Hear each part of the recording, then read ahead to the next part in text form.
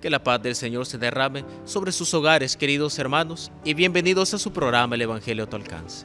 Hoy martes de la quinta semana del tiempo ordinario, seguiremos reflexionando el Evangelio según San Marcos, en el capítulo 7, versículos del 1 al 13. En aquel tiempo se acercaron a Jesús los fariseos y algunos escribas venidos de Jerusalén. Viendo que algunos de los discípulos de Jesús comían con las manos impuras, es decir, sin habérselas lavado, los fariseos y los escribas se le preguntaron: ¿por qué tus discípulos comen con manos impuras y no siguen la tradición de nuestros mayores? Los fariseos y los judíos en general no comen sin lavarse antes las manos hasta el codo, siguiendo la tradición de sus mayores. Al volver del mercado, no comen sin hacer primero las abluciones y observan muchas otras cosas por tradición, como purificar los vasos, las jarras y las ollas. Jesús les contestó: «Qué bien profetizó Isaías sobre ustedes, hipócritas, cuando escribió: Este pueblo me honra con los labios, pero su corazón está lejos de mí. Es inútil el culto que me rinden, porque enseñan doctrinas que no son sino preceptos humanos. Ustedes dejan a un lado el mandamiento de Dios para aferrarse a las tradiciones de los hombres». Después añadió: «De veras, son ustedes muy hábiles para violar el mandamiento de Dios y conservar su tradición. Porque Moisés dijo: honra a tu padre y a tu madre. El que maldiga a su padre o a su madre, morirá.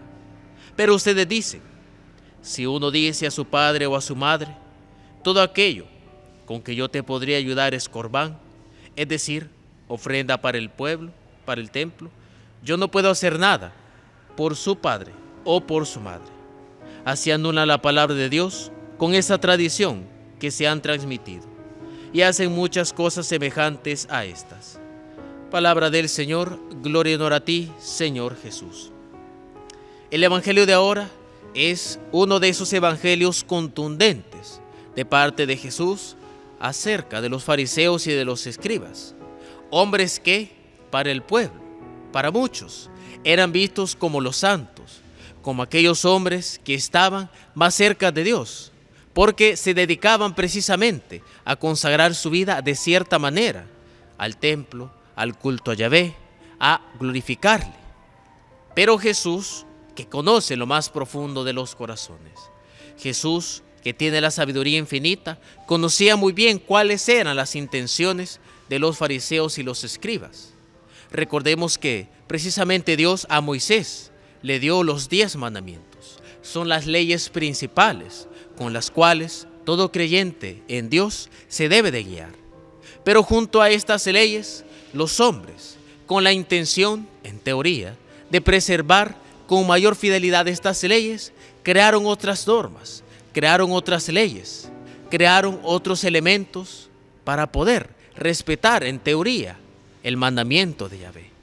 Pero Jesús les echa en cara lo siguiente: que todos esos preceptos no son para la gloria de Dios, sino que son simplemente mandamientos humanos que lo único que buscan es aumentar el orgullo de los fariseos, de los escribas, que se creen mejores por cumplir más los preceptos humanos que los mandamientos de Dios. Y es todavía mucho más duro la expresión que utiliza Dios cuando les dice que al cumplir la famosa ley del Corbán, ley creada por los hombres, desobedecen la precisa ley de Dios dada a Moisés, que dice: honra a tu padre y a tu madre. Con lo cual, para los escribas y fariseos, es mucho más importante la ley del hombre que la ley de Dios. Y para cada uno de nosotros es un momento de reflexión y reconocer, sí, al momento en que nosotros vivimos en la iglesia, trabajamos en nuestras parroquias, hacemos más caso a las leyes, a las normas que creamos en nuestros grupos, en nuestros apostolados, y desechamos muchas veces la palabra de Dios, la ley de Dios.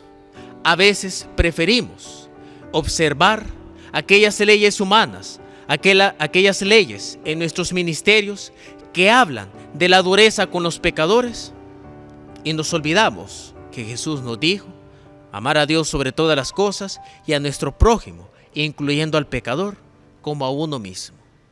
Queridos hermanos, recordemos que estamos aquí por Dios y que principalmente es su ley la que nos debe de guiar. Y es la misma ley de Dios la que debe de iluminar toda ley humana.